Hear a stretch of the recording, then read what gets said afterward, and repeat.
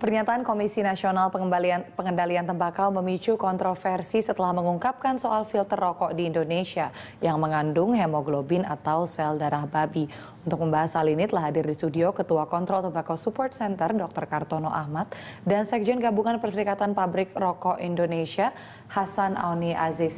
Selamat siang Pak Kartono dan juga Pak Hasan. Selamat datang di Berita Satu. Saya mau tanya ke Pak Kartono dulu. Pak, ini lagi marak diberitakan adanya kemungkinan sel darah babi dalam filter rokok. Apakah demikian halnya di Indonesia?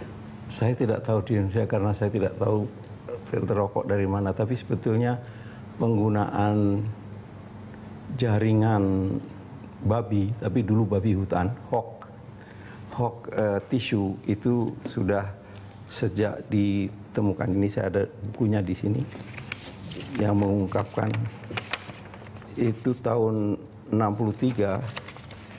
Pembuat filter di Amerika menyatakan bahwa campuran di dalamnya di antara lain adalah fragment of lung tissue of sheep or hog. Jadi dicampuri memang. Tapi kalau ini tahun 60-an itu ini pembuat filternya di Amerika itu mengakui bahwa memang di dalam filter dicampurkan jaringan dari babi hutan. Fragment of lung tissue of hog ini berarti sel jaringan di bagian paru-paru dari jaringan babi hutan. Paru-paru dari hutan dihancurkan, dibubukkan terus dimasukkan ke dalam filter karena keyakinan bahwa jaringan dari binatang itu akan dapat menyerap beberapa toksin rokok. Nah, karena kalau sapi terlalu mahal, mereka memilih babi hutan. Itu. Pak Hasan, bagaimana tanggapannya? Saya cukup surprise pada saat membaca secara resmi itu disampaikan di dalam sebuah acara di Banjarmasin kemarin oleh Pak Hakim Sarimuda, kawannya Pak Kartono. Dia mengatakan dengan pasti bahwa ada beberapa salah kutipan dan salah memahami mengenai informasi itu menurut saya. Yang pertama bahwa Christine Mendersta itu tidak sedang mengatakan bahwa ada 185 pabrik rokok. Dia sedang mengatakan bahwa apa yang ada di dalam babi bisa digunakan, diproduksi untuk banyak hal. Yaitu dia sebut 185 dan dia sebut di dalam bukunya PIK gitu ya. Buku itu sendiri kemudian sengaja oleh si Mendestra itu tidak menggunakan teks yang cukup banyak karena dia khawatir ada kontroversi soal ini karena menyangkut agama dan sebagainya.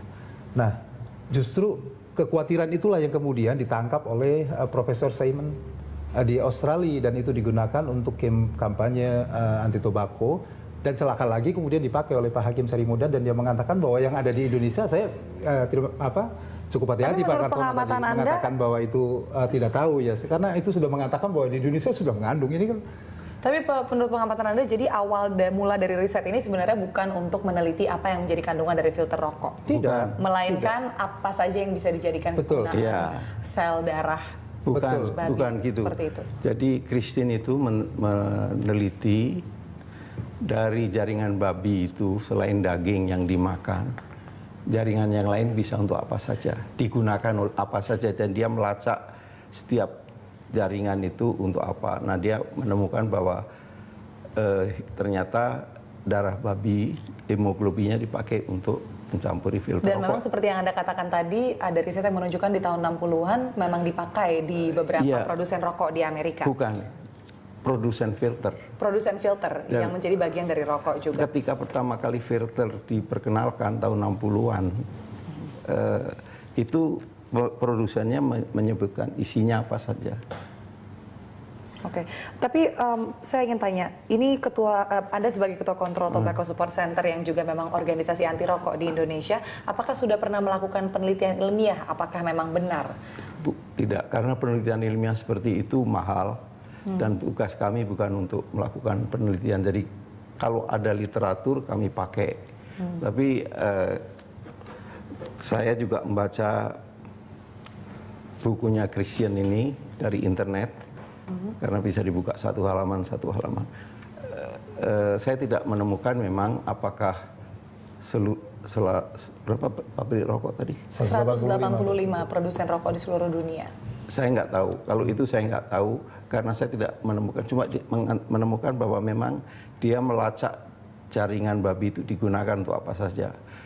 Antara lain yang disebutkan hemoglobin. Jadi saya justru ingin meluruskan di sini. Jadi sebetulnya ada banyak pernyataan yang keliru dari Pak Hakim Sarimudabohan dan dia yakin betul tentang itu. Jadi sebetulnya filter itu kan terbuat dari fiber ya, dari bahan kayu, serat kayu, kemudian diperhalus, diperlembut ya.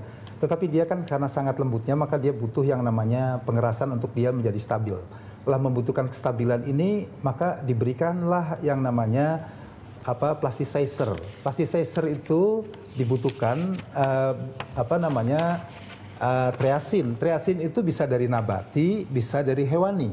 Lah, 15 tahun yang lalu misalnya secara industri telah dibikin oleh Yunani, salah satu produsen di Yunani, kemudian coba dijualkan begitu.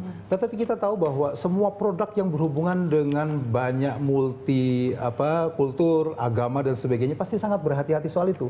Saya bisa pastikan bahwa yang masuk ke Indonesia itu tidak ada, itu ilusi saja menurut saya. Tapi satu pertanyaan sebelum kita jeda dan melanjutkan di segmen berikutnya. Penelitian dari Christian Mendersma ini menyatakan bahwa memang di luar sana ada produsen rokok yang menggunakan filter yang kandungan sel darah babi, atau bahwa itu dapat digunakan sebagai filter. Ada yang menggunakan. Berarti memang ada. Yang jadi yang Anda katakan produsen rokok di Indonesia tentunya sangat hati-hati atas isu sosiokultural dan tidak mungkin mengimpornya. Ada yang digunakan, tapi boleh dicek. Indonesia. Jadi mudahnya begini, kalau di sebuah produk itu kita bisa mengecek dari Certificate of analisisnya. Kita lihat ada nggak, dan itu pasti sangat valid untuk dilihat itu. Dan kita tahu bahwa Amerika ya, itu ada lembaga yang namanya, istilah di kita itu halal haram. Di Amerika tuh kita disebut dengan kosher. Itu cukup ketat. Sebelum dunia Arab melakukan, sebetulnya karena mereka sudah melakukan. Juga tidak kosher untuk orang Yahudi ya? Ya, dia termasuk. Termasuk yang tidak kosher, tidak halal. Iya. Anda maksud katakan saya yang beredar di Indonesia semuanya halal, sudah tapi pasti. Untuk Amerika yang filter tidak menganut yang masalah kosher, kecuali untuk yang dipasarkan di masyarakat Yahudi. Masyarakat Yahudi mensyaratkan harus ada pernyataan kosher dan di bawah pengawasan rabi, pendeta Yahudi. Tapi dia tidak mengatakan bahwa semua filter rokok itu harus kosher. Jadi tidak ada. Saya ingin mengatakan bahwa untuk kasus yang filter, lembaga-lembaga itu cukup ketat untuk melihat apakah ini sudah memenuhi atau tidak. Kembali di Dialog Siang, saya mau tanya dulu ke Pak Hasan sebelum kita melanjutkan dialog. Pak, sebenarnya apa sih kegunaan filter dalam sebatang rokok? Sebagaimana maknanya, saya kira filter itu akan menfiltrasi, mengurangi dampak-dampak ya yang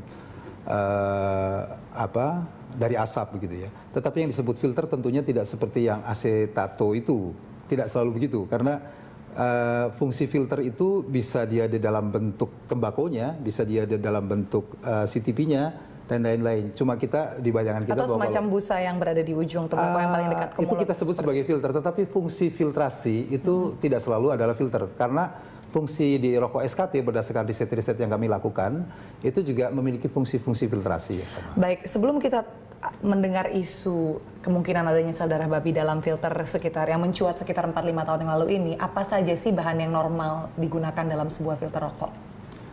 Kalau filter rokok sebetulnya bahan dasarnya adalah fiber. Dia nabati. Jadi seperti pulp itulah, fiber itulah. Jadi dia selulosa yang dipadatkan. Kemudian dilembutkan, ada dua lapis, outer wrapping and inner wrapping. Jadi selulosa kemudian ditambah dengan aditif. Jadi tidak hanya untuk menyaring efek buruk dari zat kimia. Antara lain itu, tapi juga untuk menambah. Fungsi lain secara morfologi supaya dia tidak lunak ya saya kira. Dan juga ada beberapa filter ditambahi aditif. Bukan zat aditif penambah selera. Jadi misalnya ada gulanya, ada yang tambah dengan gula, ada segala macam. Tergantung variasi rokok ya? Iya, tergantung tiap pabrik memperlakukan filternya bagaimana. Pak Hasan, memang selama ini di Indonesia memproduksi atau tidak sih filter sendiri? Kalau filter dalam arti bahan bakunya fibernya, selulosanya tidak. Tetapi kalau dinyatakan salah satu berita yang itu juga saya koreksi bahwa semuanya adalah tidak dibikin di Indonesia, tidak. Karena beberapa Tapi bahan bagian. baku dasar dari selulosa itu kita impor. Oh iya, kita belum mampu. Dan biasanya impor tuh dari mana aja, Pak? Beberapa negara, dari Amerika, dari beberapa negara. Ketika impor barangnya masuk, Dari ada China pengecekan nggak bahan utamanya Oh apa? pasti ya, itu kan prosedur resmi. Kemudian dari industri kan yang jelas bahwa secara teknis pasti kita akan melihat sertifikat of analisisnya apa saja sih kandungan dari itu, kemudian akan dilihat. Lalu rujukan dari sesuai dengan kandungan itu apa ini dasar rujukan kelembagaan? Di-cross-check ya yang dikatakan. Pasti di cross check ya. Dan Anda pasti ada sempat katakan tadi kepentingan-kepentingan segmen terkait pertama- dengan dan itu food grade, kepentingan-kepentingan food grade, kepentingan-kepentingan terkait dengan soal kepentingan agama. Jadi pasti, saya bisa Termasuk dalam pastikan. satu hal itu sel darah Saya babi pastikan, apakah mengandung di saya dalamnya? pastikan tidak ada yang dari di sini. Badan sertifikasinya apa saja sih Pak yang Anda katakan di segmen pertama tadi? Tergantung produsen dia pakai. Dan itu bisa dicek Oh, legitimasi. sangat. Dan itu kemudian kalau kita beli cukup terbuka, kita bisa Contohnya melihat apa, Pak, badan kita bisa melihat cukup sertifikasinya? terbuka di produksinya saja. Jadi misalnya dia produksi dari Selane, dia produksi dari Rodio, dia produksi dari beberapa produsen yang dipakai di Indonesia. Kita bisa membuka web dia secara terbuka. Itu cukup bebas, cukup bisa terbuka. Baik, Pak Kartono, apakah filter rokok yang diimpor itu termasuk dalam pengecekan BPOM saat masuk ke Indonesia? Sampai sekarang rokok itu tidak dicek oleh BPOM. Jadi berbeda dengan obat memang rokok itu mendapat perlakuan istimewa sehingga tidak pernah BPOM itu melakukan pengecekan pada ingredient Jadi yang atau melakukan konten. pengecekan terhadap ingredient dari filter Nggak yang ada. diimpor ini siapa? Tidak ada. Seharusnya Badan POM, karena ini kan sesuatu yang dikonsumsi. Seharusnya Badan POM. Jadi, tapi dalam tupoksi Badan POM nampaknya rokok tidak di bidang dia, di bawah Kementerian Perindustrian. Padahal itu sesuatu yang dikonsumsi oleh masyarakat Ya, luas. kalau jamu dan obat di bawah pengawasan Badan POM, rokok tidak di bawah. Seharusnya di Domainnya. bawah pengawasan. Seharusnya di bawah Badan POM juga. Apapun yang dikonsumsi masuk ke tubuh manusia atau bisa mempengaruhi kesehatan manusia itu harusnya di bawah pengawasan Badan POM. Pak Hasan, tadi Anda sempat mengatakan bahwa semua filter yang masuk dan diimpor oleh produsen rokok semuanya dicek ingredients dan bahan utamanya. Yang mengecek siapa?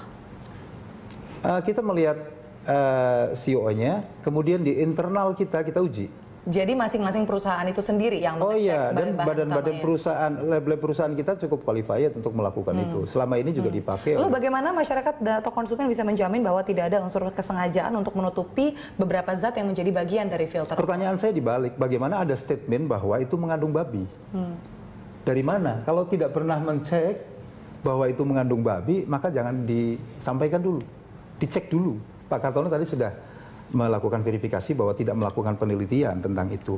Karena itu buat saya, jika itu ada sebuah statement seperti itu, ya buktikan. Kalau tidak, maka ini menimbulkan fitnah. Beberapa hari yang lalu kepada saya sudah ngebel beberapa asosiasi kontak. Ini gimana statement ini? Dan saya ingin mengatakan bahwa statement itu sebetulnya sudah selesai di tahun 2010, itu sudah rame. Jadi buku ini dirilis tahun 2008, 2009, 2010 rame. Kemudian 2010 setelah rame di kita, kemudian kita bisa melihat bahwa LP POM MUI kemudian mencek mengenai semua filter yang datang baik yang diimport maupun yang ada di Indonesia. Dia cek selama 1 bulan dari berbagai. Dia menyatakan di berita ini bahwa itu sudah resmi tidak mengandung lemak. Ini statement dia. Jadi ini sebetulnya bukan isu yang baru, ini isu yang sejak 2010 sudah ada. Ini muncul lagi, saya juga kaget. Ini Bagaimana ada apa? Pak Kartono rupanya sudah ada dari bagian LP POM MUI yang melakukan studi dan mengatakan pada akhirnya tidak sedemikian halnya? Saya tidak komentar terhadap hasil penelitian LP POM UI. Saya MUI. Saya hanya mengatakan sudah saatnya bahwa rokok, barang konsumen yang dikonsumsi manusia seperti juga produk konsumsi lainnya sebaiknya mencantumkan ingredient. Apa saja yang ada di dalam. Selama ini ada ingredientsnya nggak sih Pak dalam Nggak. bungkusannya? Tidak ada ya? Pemirsa, kita sudah sampai ke segmen penghujung dialog hari ini. Pak Hasan, biasanya apa saja sih kriteria filter yang dipilih oleh sebuah produsen rokok dalam mengimpor atau memproduksi filternya? Iya, tentu karena dia masuk kategori food grade, maka dia tidak boleh mengandung unsur-unsur yang berbahaya bagi melebihi batasan-batasan yang tidak boleh, parameter yang tidak dibolehkan begitu ya. Kadang-kadang ada beberapa yang sebetulnya uh, sama atau lebih di praktiknya lebih rendah dari ketentuan-ketentuan untuk makanan, karena pada saat dia dibakar di rokok itu berbeda.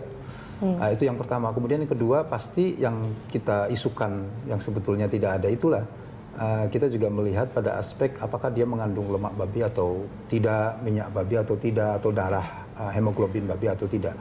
Jadi itu yang kita ketahui. Pak Kartono, selama ini kan produsen-produsen sudah mengingatkan adanya kandungan berbahaya dalam sebuah rokok karena diwajibkan oleh Kementerian Kesehatan. Apalagi sekarang ada peraturan baru yang mengharuskan ada warning yang lebih jelas lagi seperti itu. Nah, untuk perihal isu kemungkinan adanya sel darah babi dalam filter ini kan konteksnya tidak diperbolehkan untuk agama tertentu ya Pak ya. Apakah dalam undang-undang juga diharuskan adanya pemberitahuan jika ada kandungan yang tidak halal? Mungkin tidak. Menurut Anda seharusnya gimana? Tidak ada. Itulah saya katakan, tidak hanya itu, mestinya seperti juga kalau kita membeli makanan disebutkan gula sekian, karbohidrat sekian, segala macam. Di rokok pun seharusnya diwajibkan mencantumkan apa saja ingredient yang ada di dalam itu, sehingga informasi kepada konsumen atau calon konsumen itu bisa lebih lengkap. Nah, sekarang ini kan pada kenyataannya peraturannya tidak seperti itu. Pak Kartono, mungkin nggak sih mengajukan perubahan undang-undang atau peraturan menteri untuk memasukkan ketentuan soal pemberitahuan ingredients yang seperti Anda katakan tadi? Tidak usah undang-undang yang diubah, cukup dengan peraturan pemerintah atau peraturan menteri bisa itu. Pak Hasan, tadi Anda katakan setiap produsen rokok individually secara masing-masing sudah melakukan risetnya. Apa saja yang menjadi kandungan dari filter yang mereka import. Kalau seperti itu, kenapa sih tidak mencantumkan saja dalam bungkusan rokok atau mungkin kotak rokok yang besarnya itu apa saja yang menjadi kandungan untuk menghilangkan kekhawatiran beberapa Pertama, pihak? secara umum di dunia manapun gitu, di negara manapun tidak ada ingredient yang dituliskan ya di dalam bungkus. Ini agak, Amerika sekarang mewajibkan. Agak berbeda. Sejak kapan, Pak? Sejak Undang-Undang 2006 itu. Jadi, saya kira ada beberapa produk, konten penting harus di... Iya, ada beberapa produk. Artinya kalau seluruhnya pasti tidak menentukan. Termasuk misalnya Pak Kartono kan mendukung terhadap yang ini sudah di PP-kan, ada 43 zat berbahaya. Ya, kalau itu bagian dari yang kalau disimplifikasi ada kandungan-kandungan tertentu, lalu bagaimana cara menuliskannya di dalam bungkus itu? Jadi ada bagian yang sebetulnya secara sertifikat itu sudah selesai, ada bagian yang harus dimunculkan di situ. Jadi sama misalnya di dalam soal lifetime. Lifetime, wine tidak ada lifetime. Rokok juga ukurannya adalah freshness. Karena dia memiliki mekanisme pasti akan ditarik oleh produsen karena supaya tidak kemudian menjadi tidak laku dan menjadi campaign negatif antar persaing gitu. Jadi ada beberapa yang produsen tidak bisa disamaratakan seperti itu. Tapi bahwa publik perlu mengetahui apakah itu by certificate ataukah yang tercantum, bagian dari transparansi publik tahu iya. Tapi dan itu ditunjukkan seperti itu apa, bagaimana teknis, mekanismenya? Soal teknis, saya kira kan kita belum ada ya soal teknis. Artinya mekanisme itu bahwa publik perlu tahu iya. Ya. Itu perlu tahu. Dan Anda usulkan sebagai produsen rokok bagaimana mekanismenya kalau bukan mencantumkan ingredient seperti yang dikatakan Pak Kartono tadi? Ya kami kan mengikuti mana yang paling bisa dilakukan. Semuanya kan by regulasi ini sah. Kalau itu kemudian dibutuhkan dan itu memungkinkan kita bisa terapkan, ya. Jadi Anda tidak ada masalah ya untuk mencantumkan mungkin beberapa bahan yang menjadi esensi utama. Ya hanya saya membayangkan begitu ya, ada 43.000 lebih zat yang berbahaya.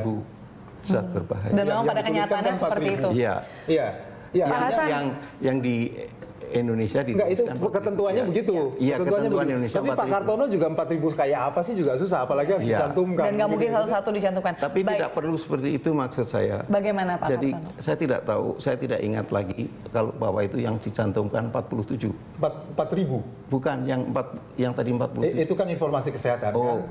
iya maksud saya. Jadi tidak seperti itu harus 4.000-nya karena sekarang sudah jadi 7.000. Nah, tapi zat-zat komponen penting yang terpenting yang kandungannya lebih banyak daripada yang lainnya mungkin, dan yang berpengaruh bisa berpengaruh terhadap kesehatan, barangkali bisa tidak dicetak di luar, tapi kayak kalau obat itu kan ada selembaran di dalamnya. Baik, saya mau meninggalkan isu itu sedikit. Ya, baik. Dan saya mau kembali ke isu sel darah babi ini. Tadi Anda katakan beberapa perusahaan masing-masing juga pernah melakukan risetnya sendiri untuk memastikan bahwa tidak ada kandungan sel darah babi dalam filter. Ada nggak sih caranya untuk mendeteksi filter ini ada darah babinya ya, atau tidak? Begini ya, kalau di industri rokok itu labnya kan cukup memadai untuk bisa melihat itu. Ahli-ahli kimia cukup, bahkan beberapa terkait dengan soal standar mengenai ukuran-ukuran tertentu, seringkali pemerintah juga menggunakan lab-lab industri, karena memang ini cukup spesifik. Tapi secara ya. individu konsumen tidak mungkin yang mendeteksi ya? Tak bisa. Oke. Kalau mekanisme tidak bisa, tetapi bahwa itu ada permintaan, kita kan cukup semuanya terbuka untuk bisa mengetahui. Mungkin yang bisa dilakukan bagi konsumen yang khawatir bisa merujuk ke badan sertifikasi yang seperti Anda katakan tadi, yang di website sudah sangat jelas setiap... Ya, tapi kita pasti tidak bisa melayani individu per individu. Baik, Pak Kartono, pertanyaan terakhir closing statement untuk hari ini. Bagaimana sikap yang diambil organisasi Tobacco Control atas isu dari adanya sel darah babi ini? Apakah kemudian akan mensosialisasikan kampanye? Kami tidak akan bicara masalah seperti itu satu persatu. Bagi kami itu yang penting adalah bahwa konsumsi rokok di Indonesia ini harus dikendalikan, terlepas pakai filter atau tidak pakai filter. Jangan sampai anak-anak kecil dan remaja dipacu untuk mulai merokok. Itu saja concern kami. Concern utama. Baik, Pak Hasan, Anda sendiri perokok atau bukan? Kadang-kadang saya merokok.